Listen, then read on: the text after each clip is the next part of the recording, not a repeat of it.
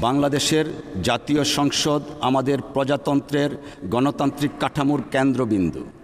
জনগণের সার্বভৌম ক্ষমতা তাদের নির্বাচিত প্রতিনিধিদের মাধ্যমে প্রতিফলিত হয় এই মহান সংসদে। এই সংসদ শুধু আইন প্রণয়নের স্থান নয়, বরং একই সাথে জনগণের নিকট সরকারের জবাবদিহিতার জায়গাও বটে। মাননীয় সদস্যবৃন্দ, গণতন্ত্রের মূল ভিত্তি হল আইনের শাসন, মানবাধিকার এবং সাংবিধানিক প্রতিষ্ঠানগুলোর কার্যকারিতা। বিখ্যাত সাংবিধানিক চিন্তাবিদ এবি ডাইসি তার বিখ্যাত আইনের শাসন তত্ত্বে বলেছেন, no man is above the law and every person, whatever his rank or condition, is subject to the ordinary law of the realm. তাঁর এই নীতি আইনের শাসনের সার কথা।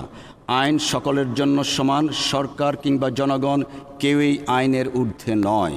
মাননীয় সদস্যবৃন্দ, একটি কার্যকর সংসদীয় গণতন্ত্রে সরকার এবং বিরোধী দল উভয়ই গুরুত্বপূর্ণ ভূমিকা পালন করে থাকেন। নতুন রিন গভীর থেকে পরিষ্কার করে কাপড়কে রাখে নতুনের মতো উজ্জ্বল। নতুন রিন অ্যাডভান্সড পাউডার।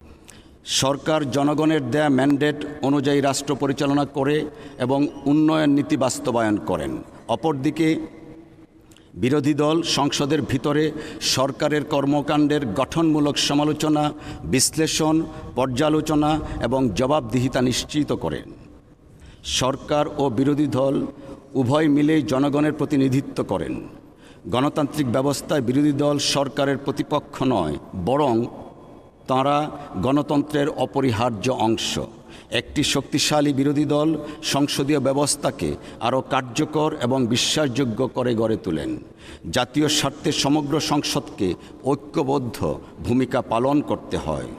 এক্ষেত্রে জাতীয় সংসদ অধিবেশনের সূচনায় মাননীয় প্রধানমন্ত্রী ও সংসদ নেতা যে বক্তব্য রেখেছেন তা অত্যন্ত আশাব্যঞ্জক। পাশাপাশি মাননীয় বিরোধী দলীয় নেতা এবং অন্যান্য সদস্যগণও সহযোগিতামূলক মনোভাব প্রদর্শন করেছেন। আমরা পারস্পরিক সহযোগিতা ও শ্রদ্ধার মাধ্যমে জাতির সামনে একটা দৃষ্টান্ত স্থাপন করতে পারি। এক্ষেত্রে রাষ্ট্রবিজ্ঞানী এডমন্ড বার্গ একটি উক্তি প্রণিধানযোগ্য। তিনি বলেছেন, parliament is not a Congress of ambassadors from different and hostile interest, but a deliberative assembly of one nation with one interest, that of the whole.